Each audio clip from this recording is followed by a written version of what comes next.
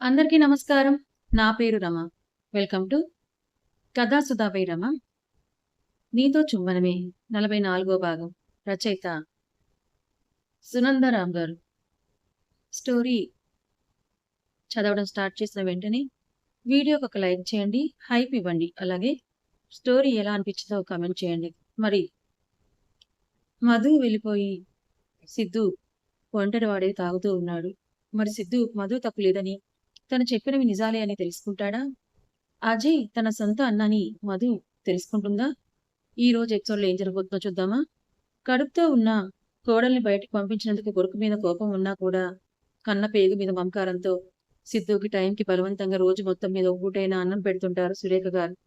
ఓవైపు ఇంట్లో ఇంత జరుగుతున్నా కూడా పరశురామ్ గారు కొన్ని రోజులు గడిస్తే మనవడే మామూలు మనిషి అవుతాడని కొడుకు చేత కొత్త బిజినెస్ మొదలు పెట్టించే ఏర్పాట్లలో పడితే, త్రిపుర మాత్రం మధు మీద ఏ మూలన ఉన్న అభిమానంతో తన గురించి వాకప్ చేయించడం మొదలుపెడుతుంది. బహుశా ఆ అభిమానం మధు మీద అనే కంటే పుట్టబోయే ముని మనవడి మీద అని అంటే సబబేమో. వదినా అయ్యిందా? టైం వైపు చూస్తూ అడుగుతుంది ఆర్జ. అయ్యింది ఆర్జ. చీరను సరిచేసుకుంటూ పెరిగిన బంపుని నిమురుకుంటూ చెప్తుంది మధు. గప్ అంటూ అప్పటి వరకు నిలబడ్డ మధు చిన్నగా అరుస్తూ పక్కనే ఉన్న సోఫాలో కూలబడ్డం చూసి పరిగెత్తుకొచ్చిన ఆర్జ ఏమైంది వదినా అని కంగారుగా అడుగుతుంది. చిన్నగా నవ్వుతూ లోపలున్న నీ అల్లుడు లాగిపెట్టి ఒకటి కొట్టాడు ఆర్జ అని మూతి ముడుస్తూ చెప్తుంది మధు. ఎందుకు కొట్టడు? వాడివన్నీ వాడి బావ పోలికలే అయ్యుంటాయి. అందుకే బయటుండి అందరిని వాడు ఏడిపిస్తుంటే, ఇంకా బయటికి రాకుండా కడుపులో ఉండి వీడు ఏడిపిస్తున్నాడని కోపంతో చెప్పి, మధు చెయ్యి పట్టుకుని బయటికి తీసుకెళ్తాడు అజయ్. వాళ్ళిద్దరు వెనకే నిట్టూరుస్తూ ఆర్య కూడా వెళ్లి, కారు ఎక్కడంతో కార్ స్టార్ట్ చేసి హాస్పిటల్ వైపు పోనిస్తాడు. స్కాన్ చేసిన డాక్టర్ బిడ్డ బాగానే ఉందని, కాకపోతే మధు కాస్త వీక్ గా ఉందని, బ్లడ్ తక్కువగా ఉందని మెడిసిన్స్ రాసిచ్చి ప్రాపర్ హెల్త్ ఫుడ్ తీసుకోమని చెప్పి పంపించేస్తారు.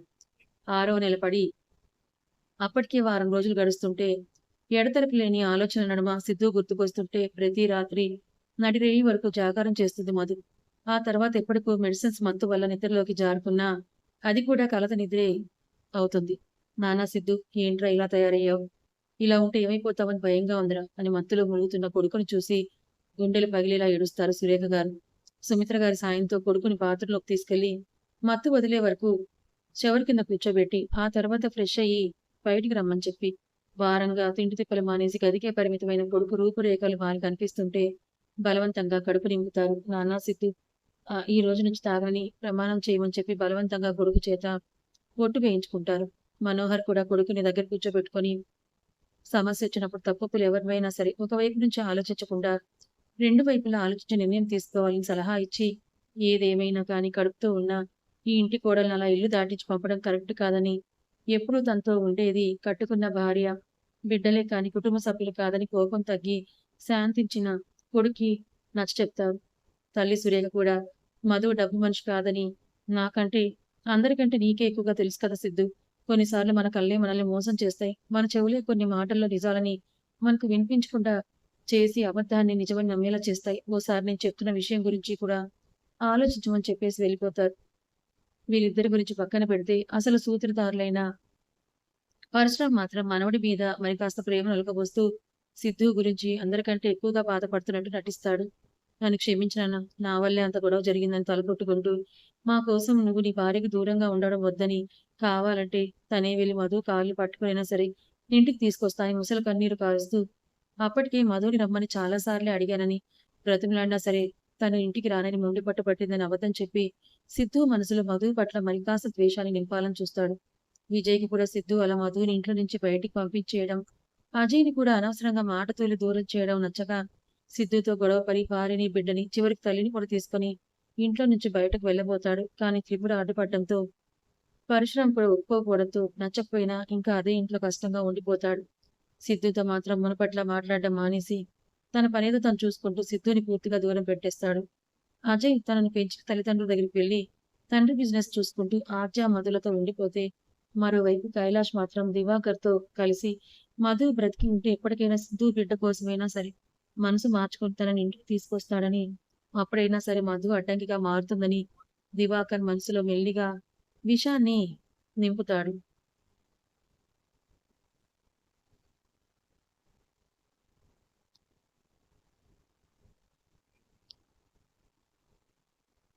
పరశురాంకి ఈ విషయం తెలిస్తే పాతేస్తాడని చెప్పి కైలాష్ పావులు ఇటువైపు నుంచి కదుపుతుంటే దివాకర్‌కి పుట్టే బిడ్డ గురించి దిగులు లేకపోయినా సిద్ధు బలం గురించి తెలిసి ఆగిపోతూ ఉంటాడు. మరోవైపు తండ్రి ఉండనే ఉన్నాడు కదా! ఆ పిల్ల మన బిజినెస్‌లకి అడ్డు వస్తుందని ప్రస్తుతానికి బుద్ధి రావడం కోసం దూరం వెళ్ళేలా చేశామంతే. ఆ పిల్లకి కడుపులో ఉన్న బిడ్డకేదైనా జరిగితే ఊరుకోనని తండ్రి కూడా ముందే దివాకర్ బుద్ధి తెలిసి స్ట్రిక్ట్‌గా వార్నింగ్ ఇవ్వడంతో వెనక్కి తగ్గుతాడు. కానీ ఇప్పుడు కైలాష్ చెప్పిన మాటల్లో కూడా నిజం ఉండడంతో ఆలోచనలో పడతాడు. అక్క ఎలా ఉన్నావు? సీత పిలుపుకి హాల్‌లో సోఫాలో కూర్చొని వెనక్కి వాలిన మధు కళ్ళు తెరిచి చూస్తుంది. రా సీత అని చెప్పి కష్టంగా పైకి లేవబోయిన మధుని ఆపుతూ తనే ఎదురుగా వచ్చి కూర్చుంటుంది. సీత ఎలా ఉన్నావు? అమ్మా నాన్న ఎలా ఉన్నారు? అందరూ బాగానే ఉన్నారక్క. మేమిక్కడి నుంచి మా ఊరు వెళ్ళిపోవాలనుకుంటున్నాం. ఇబ్బందిగా చెప్తున్న సీత ముఖంలో భావాలను పసిగడుతూ ఏమైందని అడుగుతుంది మధు. ఊరికే అక్క. అమ్మ నాన్న అక్కడ సొంత ఇల్లు ఉన్న పొలాలు వదిలిపెట్టి అక్క బలవంతం చేయడంతో అక్క కోసం తనకి వచ్చే శాలరీతో ఇల్లు గడుస్తుందని ఇక్కడికొచ్చేశారు. ఇక్కడికొచ్చిన కొన్ని నెలల్లోనే అక్క ఆ దుర్మార్గుడి దాష్టికానికి బలైపోయింది అని చెప్తున్న తన గొంతు చిన్నగా బొంగురుపోతే వెంటనే తేరుకొని మధు వైపు చూసి నవ్వుతూ, అందుకే ఇక ఇక్కడ ఉండి అక్కని తలుచుకొని బాధపడ్డం ఎందుకని మా ఊరు వెళ్ళిపోతున్నామక్క. నన్ను క్షమించు సీత. నీకిచ్చిన మాటని నిలబెట్టుకోలేకపోయాను. ఇబ్బందిగా తలదించుకొని చెప్తుంది మధు. అయ్యో అక్క! నువ్వు చేయగలిగినంత వరకు చేశావు మా కోసం. నీ ఫ్యామిలీని కూడా ఎదిరించావు. అది చాలు. ఇప్పుడు నువ్వు మా కోసం ఏమీ టెన్షన్ తీసుకోకక్క. దేవుడు అనేవాడు ఉన్నాడు. ఆయనే అన్నీ చూసుకుంటాడు. నువ్వు ఇప్పుడు ఆలోచించాల్సింది కడుపులో ఉన్న బిడ్డ గురించే కానీ, మా గురించి కాదని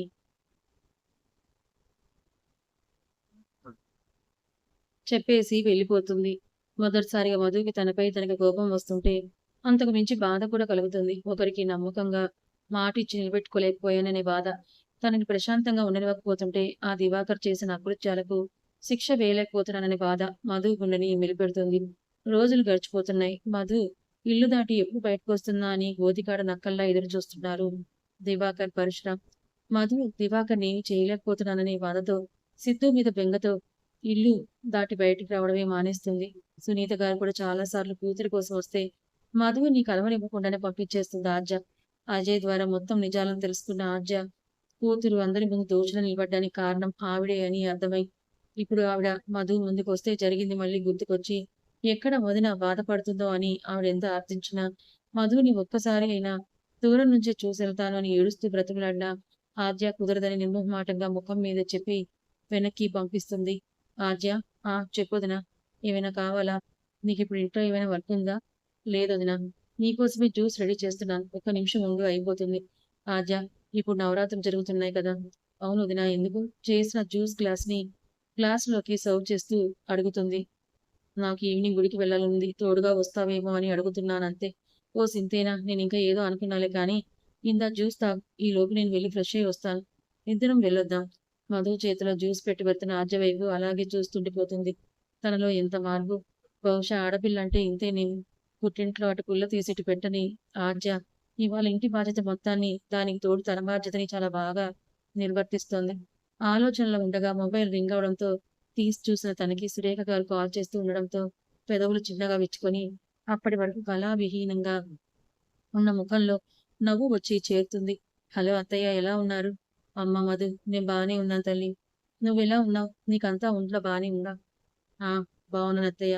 అప్పుడప్పుడు మీ మనవడే నైట్ పడుకోనివ్వకుండా ఓ కదులుతూ తెగ గొడవ చేస్తున్నాడు. దొంగ బడవ.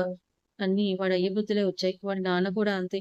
కడుపులో ఉన్నప్పుడే వాడి అల్లరి మొదలుపెట్టేవాడు. తెగ తిరిగేస్తూ రాత్రులు జాగారం చేయించేవాడు.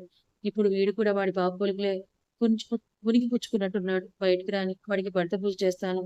అత్తయ్య మాటలకి మధు పెద్దగా నవ్వేస్తుంది కానీ, కళ్ళు మాత్రం ఏకధాటిగా వర్షిస్తూనే ఉన్నాయి.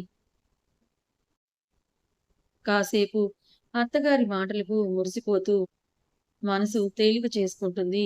కానీ దాదాపు నెల రోజుల పైనే అయినా కనీసం తనని చూడటానికి కూడా కలవడానికి కూడా రాని సిద్ధు మీద కోపం ఓ వైపైతే అంతకు మించిన బాధతో మధు మనసు భారంగా మారుతుంది. సిద్ధు గురించి అత్తగారి మాటల్లో వినాలనుకుంటుంది కానీ సురేఖ గారు మాత్రం కొడుకు గురించి ఎక్కడా ప్రస్తావించరు. మరేం చెప్పగలదు తను మాత్రం. మధు ఇంటి నుంచి వెళ్ళిపోయిన దగ్గర నుంచి సిద్ధు తాగుడికి బానిసై గది దాటి బయటికి రావట్లేదని చెప్పలేదు కదా! మెల్లిగా తన మాటలతో, మనోహర్ గారి తిట్లతో పరశురాం బాధపడుతున్నట్లుగా, దిగులు పడుతున్నట్లుగా నటిస్తున్న మాటలతో మెల్లిగా ఇప్పుడిప్పుడే ఆఫీస్‌కి వెళ్తున్నాడని చెప్పలేక ఆ ప్రసక్తి రాకుండా జాగ్రత్త పడుతుంది. ఇంతలో "వదినా రా వెళ్దామని" పిలుస్తున్న ఆద్య పిలుపుతో తేరుకొని సురేఖ గారికి ఉంటా అని చెప్పేసి కాల్ కట్ చేస్తుంది. ఇద్దరూ కలిసి డ్రైవర్‌ని తీసుకొని గుడికి బయలుదేరగా అజయ్‌కి ఫోన్ చేసి విషయం చెప్తుంది ఆద్య. ఇద్దరూ కలిసి జాగ్రత్తగా వెళ్ళిరమ్మని డ్రైవర్‌ని జాగ్రత్తగా కార్ డ్రైవ్ చేయమని చెప్పి తను కూడా వీలైనంత త్వరగా మీటింగ్ కంప్లీట్ చేసుకున్నట్టు నుంచి అటే గుడికి వస్తానని చెప్పి కాల్ కట్ చేస్తాడు అజయ్. "రేయ్ రెడీగా ఉన్నారా?" అప్పటికి మధు వాళ్ళు కార్‌ని ఫాలో చేస్తున్న కైలాష్, దివాకర్‌లు కార్‌లో ఉన్న వ్యక్తిని అడుగుతారు. "రెడీగానే ఉన్నాను సార్."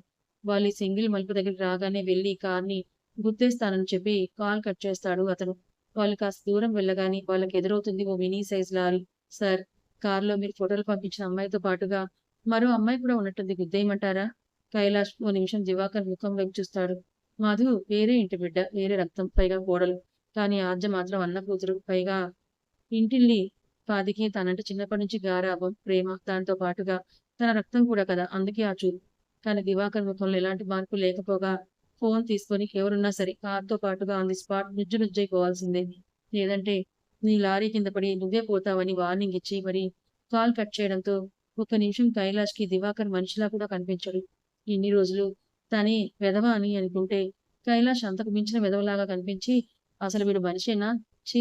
థు అని మనసులోనే కుమ్ముకుంటాడు. ఆద్య ఎన్నిసార్లు బాబాయ్ బాబాయ్ అంటూ దివాకర్ కోసం ఏడ్చిందో. గుడికి వెళ్ళొచ్చిన ప్రతిసారి బాబాయ్ త్వరగా కోలుకోవాలని బొట్టు పెట్టి ప్రసాదం నోటికి అందించేదో కైలాష్ స్వయంగా కళ్ళతో చూస్తాడు. అలాంటిది వీడు మాత్రం కూతురనే ప్రేమ కూడా లేకపోగా అంత ఘోరమైన చావునివ్వాలని ఇలా అనుకుంటున్నాడు అనిపించగానే దివాకర్ మీద ఏహ్యభావం పుట్టుకొస్తుంది. సైలెంట్ గా వాళ్ళ కారు వెనక్కి ఫాలో అవుతారు. జరిగేది చూడడం కోసం ఇద్దరు.